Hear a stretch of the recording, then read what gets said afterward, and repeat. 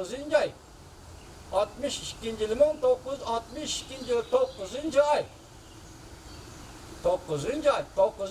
ay Uygur vatanımızda Talkan töktü çağ.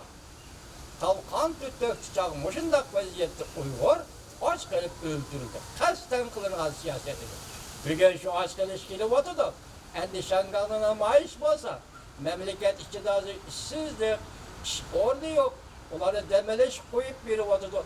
Maaşlı bir elmeyi oturdu. Onun üstü yakında gelen haberde hazır Cungo'da. O 7 dedim, 37 dedim isimde kalmadı geçerim. Banka isabat yok. Bu bankalarda isabat defteri yok. Kısa vatandaş sanayide pul yok. Bankalarda sanayide pul yok. Meyli 17, meyli 37 olsun hazır bankırap yani gümran oldu. Cungo'da müşnak oldu. Hazır Xitay'ın demokratlarının içinde bazıları siyaset noktası sözde vatkallah emez. Turmuşka, Cungoluk'un turmuşuğu köngül bilediğin müşnak bir peyti ola açlık kahatçiliği. Çıkmışsın, müşükün yetip gelmişsin devatıdır. Hazır bunun için Cungo hükümeti üzümü yakınki aylardan beri 3 kıtım tüm memleket bu içe iskilatları tekşürdü. Mesela sözlüdün mü, sözlümedin mi, sözlügen bolsan yani geçirinler. Tüm memleket bu içe açlık iskilatlarını tekşürdü. Muşundak vaziyeti Cungoluk efendi, eğer 6. ayının 4.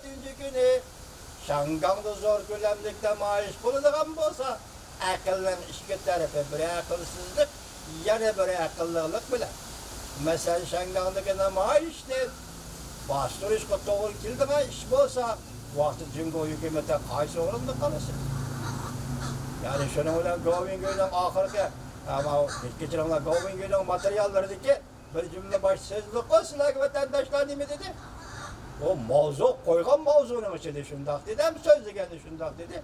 Amerika Koşmuş Ştatları, Azer, Şincan meselesi, yani müstemlik Uygur'istan meselesi, Şangang meselesi, Tibet meselesi, Allah kaçak kol saldı.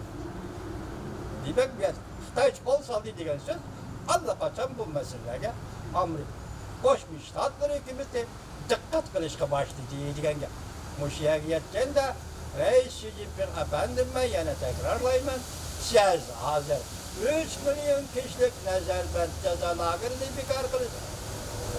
Belki siz hazır ketevatsız bilinmez ki vadisiz. Nimet sözlüşsüz bu bizge karanğı. Lekin bir yerde ork septi müstehkemleş tepsiz. Demek sizge hazır oldun sepkaya. Mesela Rusya sizge ork septi. Uçuk etkandı Şincan meselesi, yakın müstemlik Uygur'istan meselesi bile münasebetlik. Rusya sizge ork septi. Gözümüz de sayıda ork septi diye sözde. Ben tahlil kılıp oturum. Ork septi. Ondan sizge aldın kısap kayada Reis Xi Jinping, Cungoluk efendiler, sizlerge aldın kısap kayada, Govingöy'den aytkanıdaki sizlerge aldın kısap Şangang bulup kalamda, ya ki Cenubu Deniz bulup kalamda. Hazır, kısmen dairlik uruş partlaydı degen gepti eğizge aldı Govingoy. Onun zaten manisi değil mi? Govingoy sözlep öttü. Hemmini hatırlap geçeceğiz bir benim kolumdan kemmeydi ki vatandaşlar. Başında mavzu, bölüm ki abzas, söz yakın kon bu içe ve onun manisi sizlere tahlil kılıp bir vatanım. Demek bugün Çiğsilağa 5, yani 4 gün deyin Şangang'da, yani 6. ayının 9. günü intayın zor gülemlik namayiş bulunur. 3 gün deyin mesela 6. ayının 12. günü ötküzüp bir işe karıştırış. Yani Şangang'da makulunulan kanun manisi ötkende ben sizlerge sözlüdüm. Şangang'da cinayet ötközgenlerini Cungo ötküzüp veriş. Cungo sakçılığının sorak kılışını takdirip veriş. Cungo'nun icra kılış meydanlarını icra kılış. Demek Şangang'dan elip çıkıp bitir. Bu Xitay hükümeti Şangang'ı kurup vergen bir devletli işgal düzen siyasetiga. Xitayning özünün siyasetiga xilop siyasetdir. Yoki xilop tuzilgan qonundir. Endi buni Şangang xalqi hozir norozilik ifodalamekchi. Ben bu munosabat bilan Şangang xalqini qo'llayman. 6. ayının 9.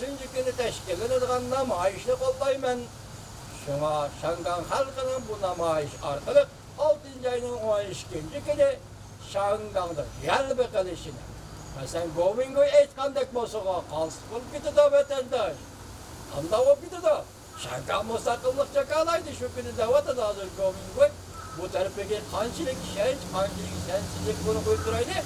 Govingo'yu da vatandaş. Onun kendi fırsatı eğer Şangan'da basmış gelip bağlan günü sen Cumhurbaşkanı Partiyası. Eyvallah mustakıllıkça kalaydı diye ben de sözle vatandaş. Bu da medet vergen Allah. Fuat senin için de